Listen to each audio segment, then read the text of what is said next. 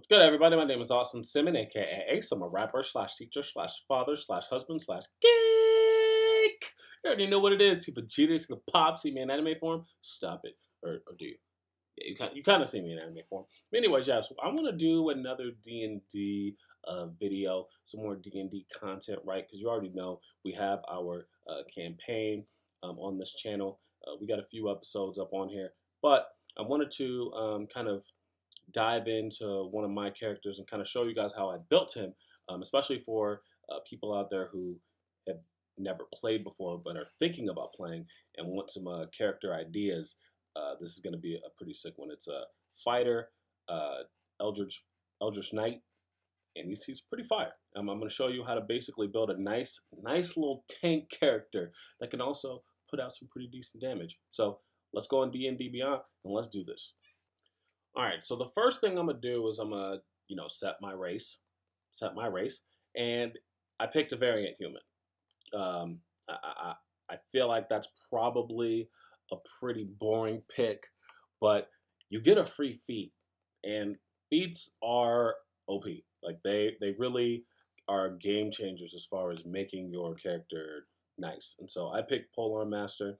Now you have options here. You could go with Magic Initiate so you can get an extra shield for an Eldritch Knight, an extra shield spell. I wouldn't be mad at you at all for picking that. You could also pick Tough if you want some extra HP. Great Weapon Master adds a 10 to your attacks possibly. But I wanted to go Polearm Master because of the extra damage output and the possibilities for opportunity attacks. And longer reach. Like I just longer reach with your opportunity attacks. I just feel like this is an awesome feat to have. So yeah, I picked that. Now, real quick before we get into the features and kind of some of the choices that we're gonna make with the character, I do want to go over our ability scores. For strength, I chose a 15. Dexterity was a 10, because why not? And for saving throws, I don't want a negative for dexterity, especially like against dragons. Constitution is a 15 because that's your HP. That's extremely important.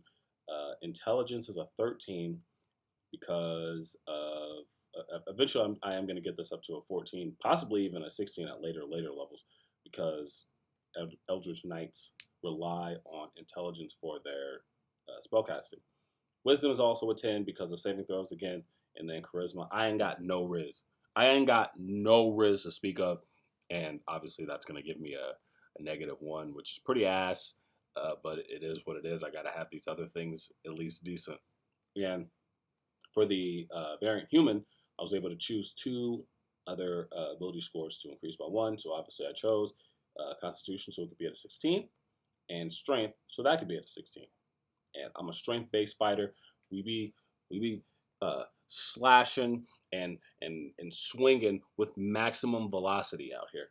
So anyways, we're going to go to class, and I'm going to go pretty much through quite a few of these levels and kind of show you exactly how I set my guy up and future plans for what I want to do with the Eldritch Knight to give you some ideas. So obviously, first, we're going to choose a fighter for your first level, obviously.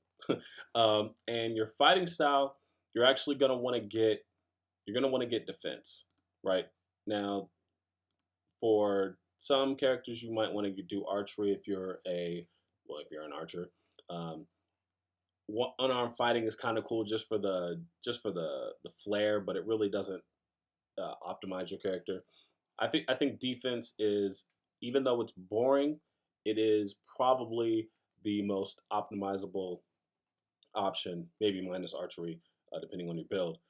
But if you're a tank, you definitely want to get that extra AC. Yeah, it's only 1, but that goes a long way. That goes a long way. Yeah. All right. So then my proficiencies, I just pick perception and athletics. Perception checks happen all the time.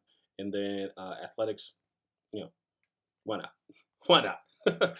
All right. So then you also are going to get second wind. And that basically is a way to heal yourself.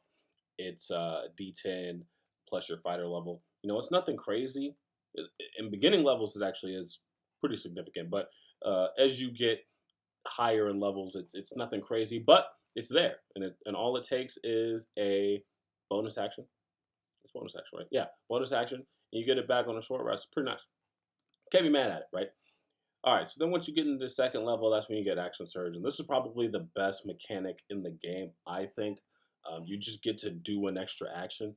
That's amazing, and that's why a lot of people will multi-class into fighter because you dip 2 levels in and you can do something twice. You can do fireball twice. That's crazy, right? So yeah. Then finally, once you get to third level, you're gonna pick the Eldritch Knight because that's what we're here for. We're making an Eldritch Knight. Okay, now the big thing with the Eldritch Knight is the fact that you can cast spells. That's like the big thing with this subclass of a fighter, and that's what drew me towards this subclass. And that's pretty much the reason why this subclass and just class in general is my favorite. Like I can be a fighter, but I can also do the other kind of side of combat in this game, which is be a spellcaster. I can do both, and that's awesome. So I chose Booming Blade, and I actually did not choose Blade Ward. Let me go ahead and remove that, and let me change this. What I actually chose was Minor Illusion. And for Minor Illusion, what you can do is you can, well, create an illusion. Now it's not like something grandiose, but it's really nice. And I like the fact that I can use this in combat and out of combat, right? And in both situations, they make that they make this character really fun to use. Because the thing with fighters is they can be boring outside of combat. And so I think the Eldritch Knight kind of has multiple ways of kind of adding to both aspects of the game. Like I said, when you're fighting and when you're not. And Minor Illusion is one of those things that helps that. Then I chose Booming Blade here. You can also go with Green Flame Blade. I like both, honestly. And if you wanted to choose both blades, you could. Booming Blade will basically, if you hit somebody with this cantrip, if that opponent then moves, they will take damage, and that's pretty awesome. All right, so then for my actual spells, I chose Find Familiar. That is a must. It is a must. There's so many great tools that you can do with your little pet friend, and they're all great. And I mean, basically, they can do anything you need them to do minus attack. And at some point, you can even get them to deal a little bit of damage. Like for instance, if you do Dragon's Breath and you touch them, now they can breathe fire or whatever. Or there's a couple of touch spells that can deal damage, but you don't really want to use them for that anyways. You want to use them for the help action and different stuff like that. Now for me, I chose Magic Missile for my other spell. You could pick Absorb Elements. You could pick Protection Against Good and Evil. You could do those things, but I like Magic Missile just because they're guaranteed hits, and sometimes you need to get a hit off. You need it, and I think this is a very reliable spell for that. And then lastly, a absolute must is Shield. Now, I might sound crazy when I say this. Shield is my favorite spell in the game. I love this spell. Like it's a +5 to your AC, buddy. Like at this point, I'm gonna have about 18 AC. I add shield to that. I'm almost unhittable. Almost unhittable. That's crazy. You're an insane tank just off of this shit alone. And I mean, like I said, you could get Absorb Elements, and that adds to your tankiness quite a bit. Now, another thing you get at third level is Weapon Bond. And I'm going to read this real quick, maybe just the first paragraph, I don't know. At third level, you learn a ritual that creates a magic bond between yourself and one weapon. You perform the ritual over the course of 1 hour, which can be done during a short rest. The weapon must be within your reach throughout the ritual, at the conclusion of which you touch the weapon and forge the bond. Right? And I'm not going to read the rest because I can just explain. Once you have this ritual set, you can't be unarmed of this weapon, and you can call it back to you at any time or with the bonus action when you're in combat. That is incredible. Like from a storytelling, like thematic point of view, but then also it can add to if you like to throw weapons. So, for instance, the hand axe. That's an option for fighters to start off with in their equipment. That gives you a long range option if you did not pick magic missile. So, and I love to do it. I love to use the two hand axes. I just think that I think it's awesome. So I'll be throwing it, and then I call that thing back on some Thor type beats. On some Thor type beats. Oh, you already know what it is. Oh yeah. So, anyways, yeah, you can bond two weapons eventually, and that's great. That's great. It's a cool little feature that the Eldritch Knight gets. Now, does it make the Eldritch Knight way stronger? No, but it does add some convenience, like I said, if you are the type to want to use throwing weapons. And if you want to completely focus on spells that are not long range, this gives you a long range option in throwing weapons, because then you can just call them back to you. After this, I'm going to pick, no, let's go ahead and do that, level 4. After that, I'm going to do an ability score improvement, and I'm going to increase my strength, because I'm trying to max out my strength as fast as possible. Now, some people will go for like another feat, maybe Great Weapon Master, especially with Polearm Master is, oh my gosh, that's so OP. Like, because now you can do a +10 to your regular hit, but then also the butt end of the polearm. That's you're dealing a ridiculous amount of damage. But for me, like I said, I want to get this this ability score up to 20 as fast as possible. It makes me more accurate, and I'm a strength-based build, and so this will also let me deal more damage with each swing when I do hit. Okay, and then and you'll also get 3 spell slots at this point too. So let's go ahead and do that. Yeah. See, you get another spell slot. So what I'm gonna do is probably go with absorb elements now. Where's that thing at? Yeah. Now, Burning Hands is also a good choice in the beginning, in my opinion, because it's a nice little AoE spell. Fighters don't have a lot of AoE options, and so Burning Hands can be that for you if you really want it to be. You can, like I said, you got a pretty decent amount of options. I think that Find Familiar and Shield are a must, and then your third one, you got quite a few different options that you can go with.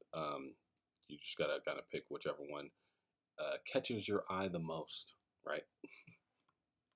All right, so level 5, you get extra attack. We already know what it is. And for me, since I have Polearm Master, I'm going to have 3 attacks. Because I'm going to hit, and then I'm going to hit again. Then I'm going to flip that stick over, and I'm going to hit him again. You already know what it is. Yeah. You already know what it is. All right, so at level 6, I'm actually going to go with 2 more strength improvements in my ability score. That's what I told y'all earlier. I definitely want to get that to a 20 as quickly as possible. And I think at this point, I am at 20. Yeah, already at level 6. Like, that's crazy. And I really, the fighter is the only class I could get you to a max ability score that fast. I'm pretty sure. Like, that is really quick. Like, that took no time. So yeah. So then we go to level 7. Now this is a very, very cool little feature that the Eldritch Knight gets. So at level 7, you can use a bonus action to attack after you use a cantrip.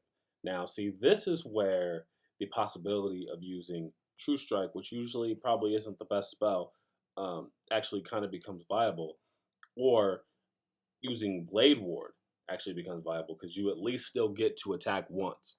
Like, this is great. And then also you can combine that with things like Booming Blade, which you can then do an extra attack after you already did Booming Blade.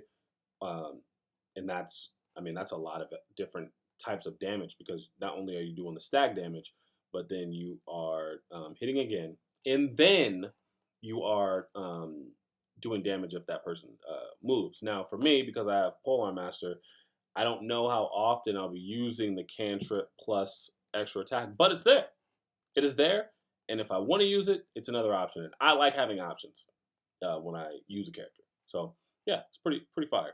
Now I don't remember if I get more spells at this point. Let me check and see. Do we get our second level spells? Do we get our... Yes. Okay. So at this point, we get our second level spells. Freak yeah! So I'm actually not going to get Misty Step yet. I have a whole separate plan on what I'm going to do with the Misty Step. Um, so what I'm going to do though is I am going to get Blur. Where the hell is Blur? I should probably check in the B's. I'm gonna get Blur. Oh, I only get one so far. Oh, but then I'm actually gonna take away Magic Missile for a little bit. I don't want Magic Missile right now. I want Blur, and I want Mirror. I want Mirror Image. I want Mirror Image. Now the thing with this is where you become ultimate tank master, because at this point you're probably gonna have plate. You might like it's a strong possibility that at this point you have plate armor. So your AC is also dummy, right? And and I already have access to the shield spell. If I have blur, that means enemies attack you with disadvantage. But then also if you have mirror image stacked on top of that, because it's not concentration, then they gotta hit like 3 different mirrors before they get to you. Basically, it is impossible to hit you with a regular attack. It is impossible, or very very unlikely. So yeah, no, this makes you just absolutely ridiculous, right? All right, so then we're going to move on to level 8. We're gonna move on to level 8. Get that little increase. Now here is where I'm gonna finally get a feat. Now I told y'all about Great Weapon Master. I understand that. Like it's cool, but I just don't want it. I want Fey Touched. Where the hell is Fey Touched? And here's what I'm actually gonna do with Fey Touched. I'm going to increase my intelligence. So now I'm at a 14. And then I'm gonna get now you can there's different things you can do here. You can give yourself Hex for some extra damage. You can use Bane. Now I feel like your saving throw DC is okay at a 14, but it's not crazy. I actually like having Bless. Bless is one of my favorite spells. It's a nice little way to help out your team and yourself to be a little bit more accurate, and it helps you with saving throws as well. So that kind of actually adds to your tankiness, just in case you need to do actually is it saving throws? Yeah, saving throws. Just in case you need to do a wisdom throw or a dex throw. This helps. So that's a solid spell. So yeah, I like to use Fey Touched at least for this subclass. Okay, now level 9, we get Indomitable. And I think we actually get more spells too. So let's go ahead and add some spells in there. Yep. And I think at this point, let's see. At this point, it's hard. It's hard. You can pick Warding Wind, which is cool. Again, it adds to your tankiness, right? You can get Hold Person. You can get Invisibility. That is not a bad idea. I like Enlarge Reduce because that adds more damage. And in fact, that is actually exactly what I'm going to pick. Just so I can add a little bit more damage to each of my hits. I like that. I like that a lot. Yeah. And I think I'm good with my cantrips. So yeah, and then we're gonna top this off at level 10. And then let me know if you guys want to have if you guys want a part 2 to this and go to level 20. But right now, I just kind of want to focus on our first 10 levels. You get Eldritch Strike. Now with Eldritch Strike, you basically when you hit an opponent, with a weapon attack, they have disadvantage on your next spell that makes them do a saving throw. Now this is a nice little setup, but the problem is that a lot of our spells are not going to have very high DC. And if you notice, for me, I don't think I have any spells here that force an op to do a saving throw, but I could. Like I have the option to do so. And actually, I'm going to. God, at level 10, I get more spells. Okay, so here's what I'm gonna do. I'm gonna get Blade Ward. I'm gonna get Blade Ward so that if I want to get a little bit of resistance, I can still make an attack on that move.